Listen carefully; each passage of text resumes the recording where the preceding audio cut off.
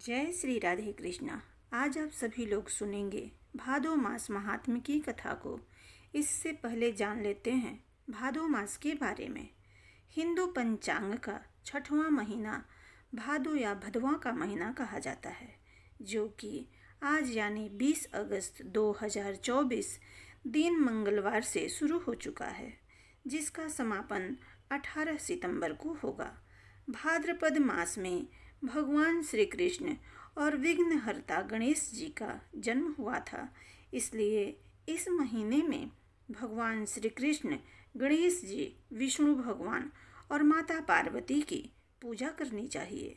भाद्रपद के महीना में श्री कृष्ण जन्माष्टमी, राधा जन्मोत्सव, गणेश चतुर्थी तथा अनंत चतुर्दशी आदि त्योहार मनाए जाते हैं। इसलिए इस महीना का महत्व धार्मिक दृष्टिकोण से और अधिक बढ़ जाता है। ऐसी मान्यता है कि भाद्रपद मास में मांस, मदिरा, कच्ची चीज़ों और दही और गुड़ का सेवन नहीं करना चाहिए। इस महीने में सात्विक भोजन करना चाहिए। इस महीने में श्रीमद्भागवत महापुराण, भागवत गीता का पाठ और श्री कृष्ण जन्मखंड की कथा को पढ़ना या सुनना दोनों ही कल्याणकारी माना गया है। इससे धन, यश और वैभव की प्राप्ति होती है।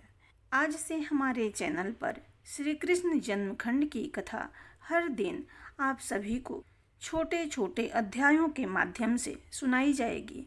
आप सभी लोग इसे अवश्य सुने, क्योंकि जब तक रहेगी जिंदगी, फुर्सत न होगी काम से।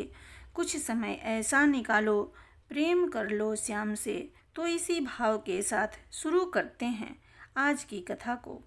नारायणं नमस्कृत्य नरं चैव नरोत्तमं देवीं सरस्वतीं व्यासं ततो जयमुदीरयेत्।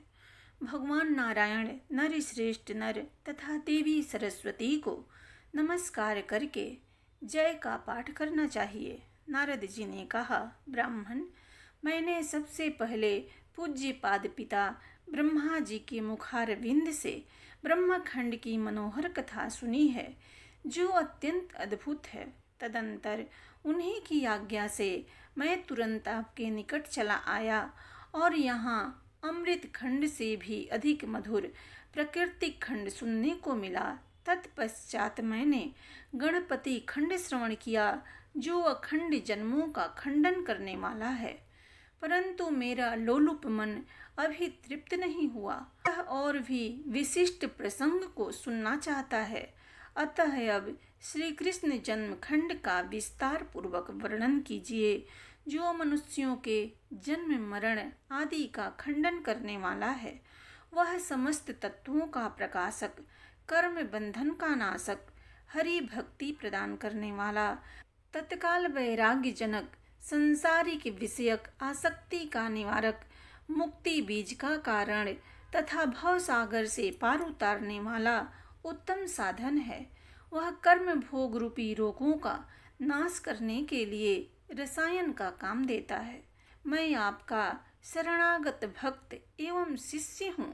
अतः अब आप मुझे श्री कृष्ण जन्मखंड की कथा को विस्तार पूर्वक सुनाइए। किसकी प्रार्थना से एकमात्र परिपूर्णतम परमेश्वर श्री कृष्ण अपने संपूर्ण अंशों से इस भूतल पर अवतीर्ण हुए, किस युग में, किस हेतु से और कहाँ उनका जन्म हुआ, उनके पिता वसुदेव कौन थे और माता देवकी भी कौन थी, बताइए। किसके कुल में भगवान ने माया द्वारा जन्म ग्रहण की लीला की, श्री हरि ने किस रूप में यहाँ आकर क्या किया। मुने, सुना जाता है कि श्री कृष्ण कंस के भय से सुतिका गृह से गोकुल को चले गए थे। जो स्वयं भय के स्वामी हैं, उन्हें कीट तुल्य कंस से क्यों भय हुआ। उन श्री हरि ने गोप वेश धारण करके गोकुल में कौन सी लीला की, वे तो जगदीश्वर हैं। फिर उन्होंने गोपांगनाओं के साथ क्यों विहार किया। वे ग्वाल बाल भी कौन थे, यशोदा कौन थी, नंदराय जी कौन थे, उन्होंने कौन सा पुण्य किया था। श्री हरि की प्रेयसी गोलोकवासिनी पुण्यवती देवी श्री राधा क्यों ब्रज में ब्रज कन्या होकर प्रकट हुई, गोपियों ने किस प्रकार दुराध्य परमेश्वर को प्राप्त किया, श्री हरि उन सब को छोड़कर मथुरा क्यों चले गए, महाभाग पृथ्वी का भार उतार कर कौन सी लीला करने के पश्चात भगवान श्री कृष्ण पुनः परम धाम को पधारे। आप उनकी लीला कथा सुनाइए, क्योंकि उसका श्रवण और कीर्तन पुण्यदायक है। श्री हरि की कथा अत्यंत दुर्लभ है। वह भवसागर से पार उतारने के लिए नौका के तुल्य है। प्रारब्ध भोग रूपी बेड़ी तथा क्लेशों का उच्छेद करने के लिए कटार है। पाप रूपी ईंधन राशि का दाह करने के लिए प्रज्वलित अग्नि शिखा के समान है। इससे सुनने वाले पुरुषों के करोड़ों जन्मों की पाप राशि नाश हो जाती है।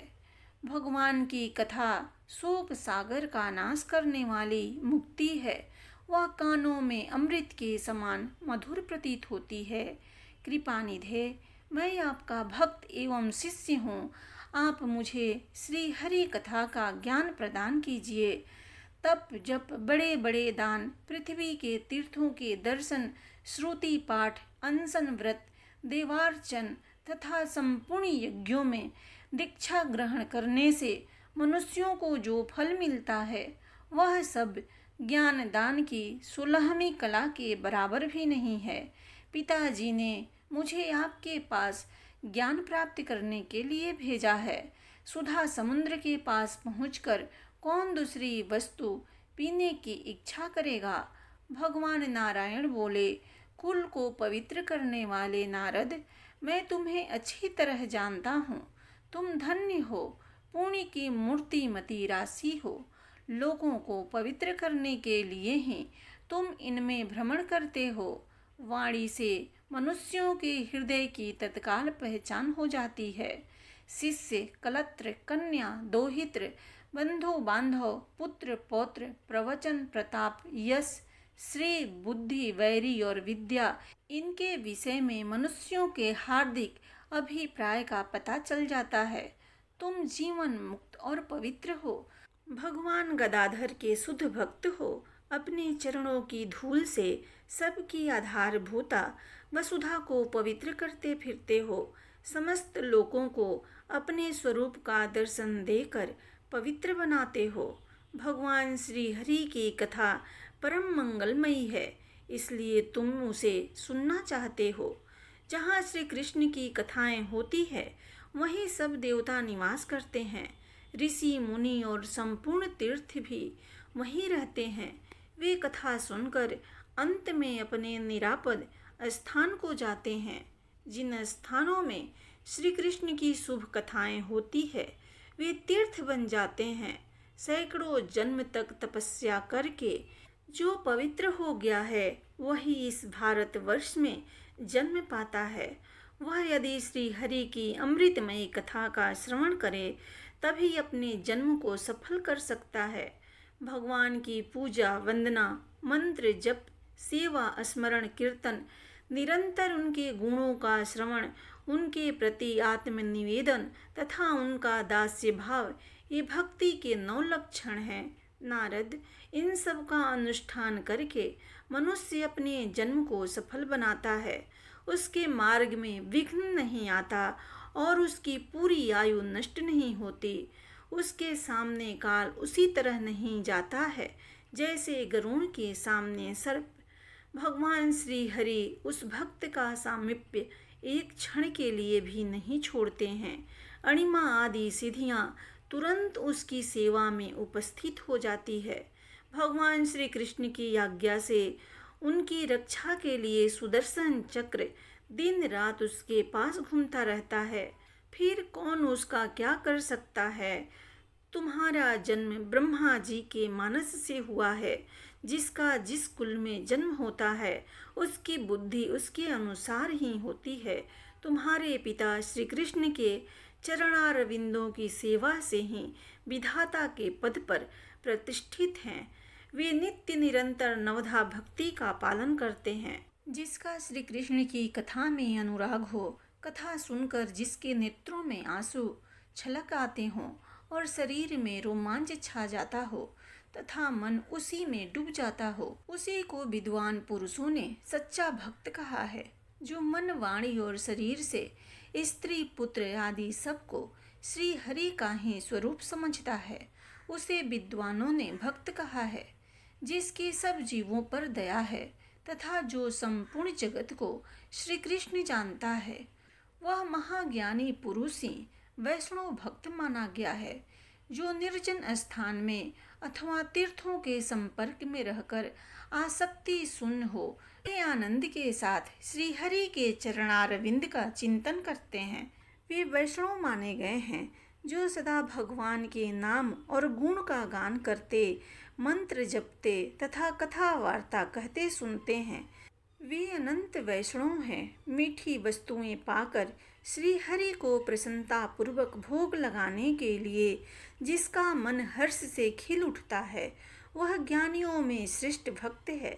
जिसका मन सोते जागते दिन रात श्री हरि के चरणारविंद में ही लगा रहता है और जो बाह्य शरीर से पूर्व कर्मों का फल भोगता है, वह वैष्णव है। तीर्थ सदा वैष्णव के दर्शन और स्पर्श की अभिलाषा करते हैं, क्योंकि उनके संग से उन तीर्थों के वे सारे पाप नष्ट हो जाते हैं जो उन्हें पापियों के संसर्ग से मिले होते हैं। जितनी देर में गाय दूही जाती है, उतनी देर भी जहाँ वैष्णव पुरुष ठहर जाता है, वहाँ की धरती पर उतने समय के लिए संपूर्ण तीर्थ निवास करते हैं। वहाँ मरा हुआ पापी मनुष्य निश्चय ही पाप मुक्त हो श्री हरि के धाम में वैसे ही चला जाता है, जैसे अंतकाल में श्री कृष्ण की स्मृति होने पर अथवा ज्ञान गंगा में अवगाहन करने पर मनुष्य परम पद को प्राप्त हो जाता है। तथा जैसे तुलसी वन में, गौशाला में, श्री कृष्ण मंदिर में, वृंदावन में, हरिद्वार में एवं अन्य तीर्थों में भी मृत्यु होने पर मनुष्य को परम धाम की प्राप्ति होती है। तीर्थों में स्नान करने या गोता लगाने से पापियों के पाप धुल जाते हैं। फिर उन तीर्थों के पाप वैष्णवों को छूकर बहने वाली वायु के स्पर्श से नष्ट होते हैं। जो भगवान हर्षिकेश और उनके पुण्यात्मा भक्त की निंदा करते हैं, उनके 100 जन्मों का पुण्य निश्चय ही नष्ट हो जाता है। वैष्णवों के स्पर्श मात्र से पातकी मनुष्य पातक से मुक्त हो जाता है। पातकी स्पर्श से उस भक्त में जो पाप आता है, उसका नाश उसके अंतःकरण में बैठे हुए भगवान मधुसूदन अवश्य कर देते हैं। ब्राह्मण, इस प्रकार मैंने भगवान विष्णु और वैष्णव भक्त के गुणों का वर्णन किया। अब मैं तुम्हें श्री हरि के जन्म का प्रसंग सुनाता हूँ, सुनो। श्री नारायण ने कहा, एक बार गोलोक में श्री कृष्ण बिरजा देवी के समीप थे। श्री राधा को यह ठीक नहीं लगा। श्री राधा सखियों सहित वहाँ जाने लगी। तब श्री दाम ने उन्हें रोका। इस पर श्री राधा ने श्री दाम को श्राप दे दिया कि तुम असुर योनियों को प्राप्त हो जाओ। तब श्री दाम ने भी श्री राधा को यह श्राप दिया कि आप भी मानवी योनि में जाएं। वहाँ गोकुल में श्री हरि के ही अंश महायोगी रायायण नामक एक वैश्य होंगे। आपका छाया रूप उनके साथ रहेगा। पृथ्वी भूतल पर मूढ़ लोग आपको रायायण की पत्नी समझेंगे। श्री हरि के साथ कुछ समय आपका बिछोह रहेगा। इससे श्री दाम और श्री राधा दोनों को ही क्षोभ हुआ। तब श्री कृष्ण ने श्री दाम को सांत्वना देकर कहा कि तुम त्रिभुवन विजेता सर्वश्रेष्ठ शंखचूड़ नामक असुर होवोगे और अंत में श्री शंकर के त्रिशूल से भिन्न देह होकर यहाँ मेरे पास लौट आओगे। श्री राधा को बड़े ही प्रेम के साथ हृदय से लगाकर भगवान ने कहा, वाराह कल्प में मैं पृथ्वी पर जाऊंगा और ब्रज में जाकर वहाँ के पवित्र काननों में तुम्हारे साथ विहार करूंगा। मेरे रहते तुमको क्या भय है? उधर विरजा देवी नदी हो गई और उनके श्री कृष्ण द्वारा जो 7 सुंदर पुत्र हुए थे वे लक्षण, इक्षु, सुरा, घृत, दधि, दुग्ध और जल रूप 7 समुद्र हो गए। यह सब श्री राधा और श्री कृष्ण की लीला ही है, जो ब्रज में परम दिव्य पवित्रतम विलक्षण प्रेम रस धारा बहाने के लिए निमित्त रूप से की गई थी। इसी निमित्त से लीला में श्री राधा और श्री कृष्ण वाराह कल्प में पृथ्वी पर अवतीर्ण हुए। श्री राधा जी गोकुल में श्री वृषभ भानु के घर प्रकट हुई। प्रेम से बोलिए भगवान श्री कृष्ण की जय।